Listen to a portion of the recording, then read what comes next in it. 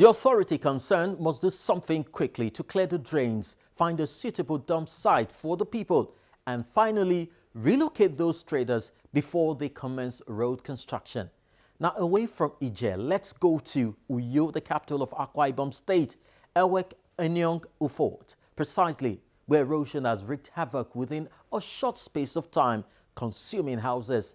This photo sent in by Ben Ufort gave us the lead. This is Ravina Estate, located at Enyong Ufort, off Waniba Road in Uyo, Akwa Ibom State.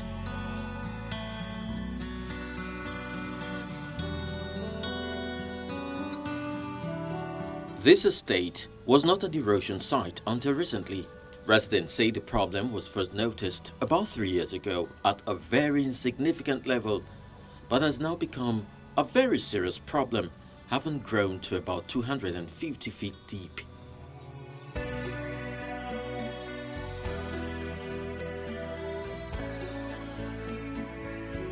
Pastor Okosin Charles Odose is the owner of Ravina Estate, of which a greater part have been affected by the problem.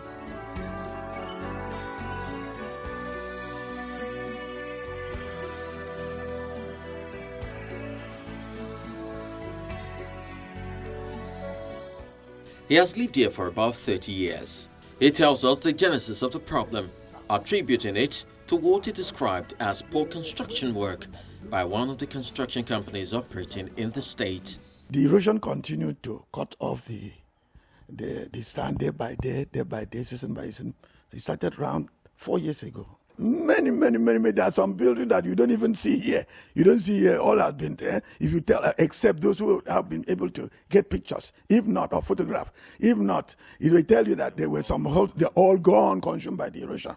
Because the depth is almost 250 feet deep, the depth of this. The moment something is getting off, before you know it, it's gone.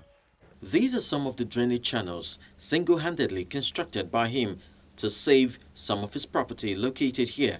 But this effort is certainly too little to combat the menace. Now, according to him, many of such drainage channels constructed by him in the past had been washed away by the ravaging erosion. He spoke on the losses incurred by him and others in the area. I've lost more than 6 houses, more than 6 here. Yeah. At the moment, we can see about 4 here, 5, 6, one uncompleted story building, another uncompleted this thing. I don't talk of the other foundation, which we have brought up to DPC. It all's taken away. More than 6. Altogether, at least 15 houses, including a hotel, have so far been buried by the slide caused by the erosion.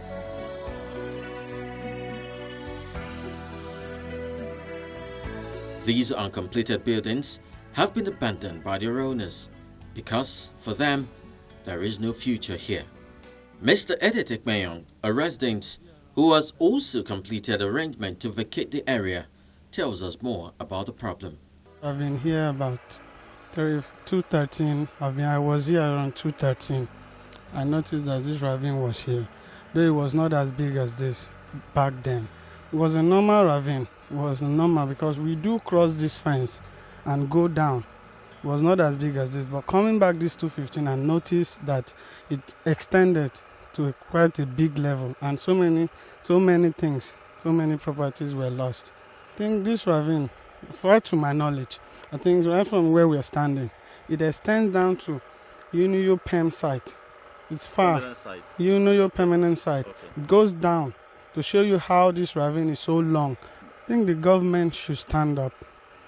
Should stand up because people, innocent people that are working hard, innocent citizens are losing their money, are losing their energy and effort, are losing their money in this ravine. Because when they build, they see that the ravine is getting closer to their building, they abandon it and go. Well, this money is hard to get. So the government should stand up and try to settle this place and try to work on it. If the state government can rely on the federal government, they can work this place out. Something can be done. This pregnant housewife also resides here, but will soon be moving out on the order of the state government, and she shares our own experience. This place is very, very risky, and I believe it's not even comfort for anybody to stay around here. I think 2 or 3 persons have left this place because of the fear of that place. So I don't really understand if the government can be able to help people around here. When I came in here, that was June, 12 June. I didn't discover this. I didn't even know whether something is even happening there because there was this bamboo covering and there was fence round. So 3 months later, 4 months later, we noticed that the fence had fell down and we now saw a very deep pit. So we didn't really understand when when you're pouring dirt, you'll be seeing different things. So when we went closer, we start seeing those kind of things. A year plus now, that is what I saw going on there. Armed with this experience, we'll visit Dr. Iniobong Essien, who is the Akwa Ibom State Commissioner for Environment. He says the state government has taken steps to address the problem.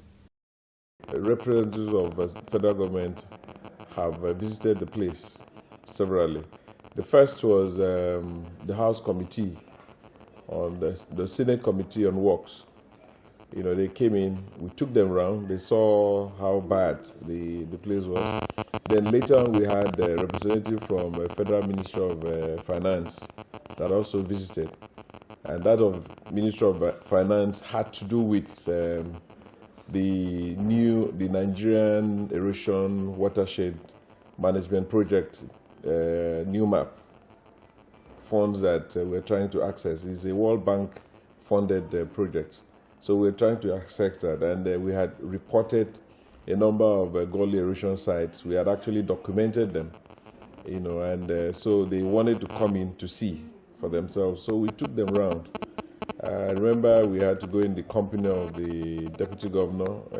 He saw what happened there and was extremely worried. Describing the situation as an emergency, Dr. Essien made a passionate appeal to the federal government for immediate intervention to save lives and property in the area, noting that the magnitude of the problem is clearly beyond what the state government alone can handle. Our greatest problem is funding. And you realize that permanent solutions to some of these issues, require a lot of funding. And we've been crying to various agencies, at the federal level to come to our aid through Ecological Fund, through the New Map Fund, to come to our aid. But I tell you that at this point, it has become an emergency. The situation has really deteriorated. One of the buildings around there has caved in, around there. The same thing with that same stretch through Etimomana. A number of buildings have collapsed, and we're using this opportunity to appeal to federal government to come to our aid. We're also using this opportunity to appeal to the Ministry of Finance and the Federal Ministry of Environment to come, that we have an emergency here. The situation is bad, really bad. Lives are being threatened. People's livelihood, of course, have been threatened. And there's no way we would fold our arms watching. As I talk to you now, Niger Pet is on site trying to put some remedial measures in place. But I want to tell you that the remedial measures would not be enough to resolve the problem, especially we are getting into the heat of rainy seasons. And each time I anticipate another rain, I get extremely worried for the people living around there. No one knows how soon the needed help will come. But while they anxiously await the intervention, owners of property and residents of the area require more than a miracle to prevent further damage here.